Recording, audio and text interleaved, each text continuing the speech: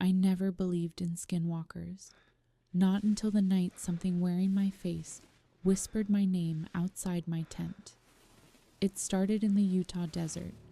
I was camping alone, miles from the nearest road. The night was silent, unnaturally silent, the kind of silence that feels like the world is holding its breath. Around 2 a.m., something brushed against my tent, slow, deliberate, like fingers dragging across the nylon. Then a voice whispered, "Let me in." It was my brother's voice, but my brother was 300 miles away. I unzipped the tent just an inch.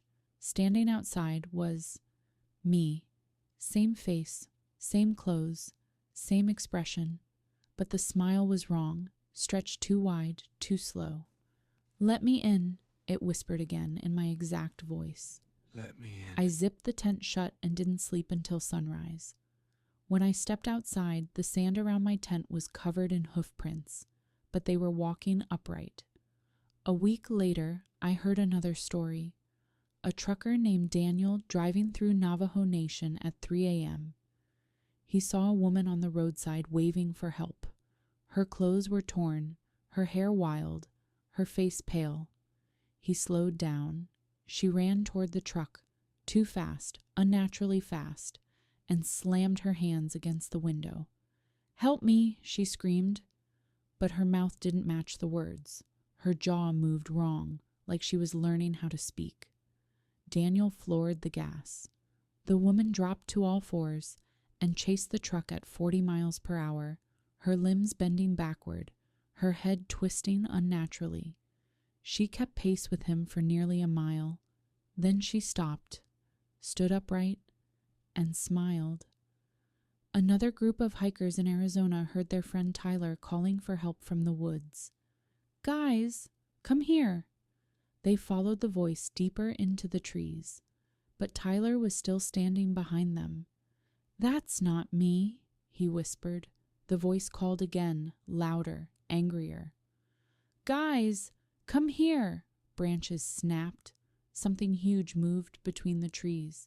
They ran back to camp, but the voice circled them all night, repeating Tyler's name in a broken, glitching tone. At sunrise, they found claw marks around the tents and hoof prints. 3 encounters, 3 locations, 3 witnesses, but the details were identical. Mimicry, hoof prints, wrong smiles, voices that didn't match the mouths, creatures that moved too fast, too smooth, too wrong. I started researching Skinwalker legends and discovered something terrifying. These weren't isolated events. They were coordinated. Skinwalkers weren't hunting randomly. They were searching for something or someone. I found missing persons reports across the Southwest. People vanished after reporting. Whispers outside their homes. Something tapping on their windows. A family member calling them from outside. A creature standing in the yard at night. A voice that sounded almost right. The disappearances formed a perfect circle on the map. A hunting ground. At the center of the circle was a restricted area, fenced off decades ago. A place called Red Mesa. I found audio recordings from a researcher who snuck into Red Mesa in 1998. The tapes were corrupted, but one part was clear. A voice whispered, "They're learning." Another voice asked, "What are they learning?" Silence. Then a third voice, deep, distorted, inhuman, answered, "Everything." The recording ended with screams. "I traveled to Red Mesa myself. The air felt wrong, heavy, electric, like the atmosphere before a storm. I found a cave hidden behind a collapsed fence. Inside were bones, hundreds of them, human and animal mixed together. Symbols were carved into the walls, spirals, eyes, distorted human shapes. And deeper inside the cave, a pile of human clothes, dozens of them, all torn, all stained, all arranged neatly like trophies. Something moved behind me. A creature stood at the cave entrance, tall, thin, skin stretched too tight, eyes too wide, mouth too long. It whispered in my voice, "You shouldn't be here." I ran. The creature followed, switching between 2 legs and 4, like it couldn't decide what shape to take. It moved faster than anything I'd ever seen. Every time I stumbled, it whispered, "Get up." Every time I slowed, it whispered, "Don't stop." It was playing with me, learning me, studying how I moved, how I breathed, how I panicked. When I reached the fence, I climbed over it and sprinted to my car. The creature stopped at the fence. It smiled. Then it whispered, "Next time." I thought I escaped, but when I got home, my front door was open. Inside, the lights were on, and someone was humming in the kitchen. My voice. I stepped inside slowly. A figure stood with its back to me. Same height, same build, same clothes. It turned around. It was me, perfectly copied. Except for the eyes. The eyes were wrong, too black, too deep, too hungry. It smiled. "Next time," it whispered. I didn't sleep for 3 days. Every night something scratched at my window. Every night I heard my own voice calling me from outside. Every night I saw a silhouette standing in my yard, tall, thin, wrong. One night I heard scratching on the roof. Then my own voice whispered, "Come up here." I climbed the ladder. A creature crouched on the roof, limbs too long, spine arched unnaturally, skin stretched thin. But its face was mine. "You're learning too," it whispered. Then it leapt into the darkness. I tried going to work, but everyone stared at me. "You came in early today," my coworker said. "You were different."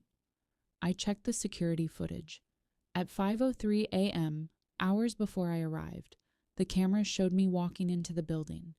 Except it wasn't me. The figure moved wrong, too smooth, too fluid.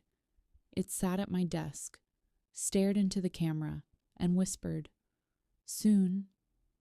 That night, something knocked on my bedroom door. 3 slow knocks. "Sweetheart, open the door." My mother's voice.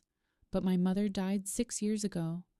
The voice cracked, not with emotion, but with strain, like vocal cords being stretched. "Open the door." The doorknob twisted violently. A hand reached through the crack, long fingers, black nails, skin stretched too tight. You can't hide from something that wears your memories. I escaped through the window. I drove until I reached a gas station in the middle of nowhere. The clerk looked at me like he'd seen a ghost. "You shouldn't be out here alone," he said. "Why?" "Because they're hunting." He leaned closer. "They don't choose victims randomly. They choose people who are empty." Empty? People who've lost something. People who are grieving. People who don't know who they are anymore. I swallowed hard. "My mother." He nodded. "That's why it chose you." The lights flickered. "They're here." I ran outside. My car door was open. Someone was sitting in the driver's seat. Me. It turned its head slowly, smiling with my mouth. "Get in," it whispered. I backed away. "No." It stepped out of the car. Its movements were perfect now. No glitches, no stiffness. It had learned me completely. "You don't need your life anymore," it said. "I can live it better." The clerk ran outside with a shotgun. "Get away from him!" The Skinwalker turned its head toward him. "You're next!" It lunged. The clerk fired. The creature didn't fall. It didn't bleed. It didn't even flinch. It grabbed the clerk by the throat and lifted him off the ground. I screamed, "Stop!" The creature froze. It turned to me. "You're the one I want." It dropped the clerk and stepped toward me. I ran into the desert, into the darkness, into nowhere. Behind me, the Skinwalker whispered, "You can run, but I already know where you're going." And then I heard footsteps. My footsteps, running behind me, matching me perfectly, step for step, breath for breath, thought for thought. It wasn't chasing me, it was becoming me.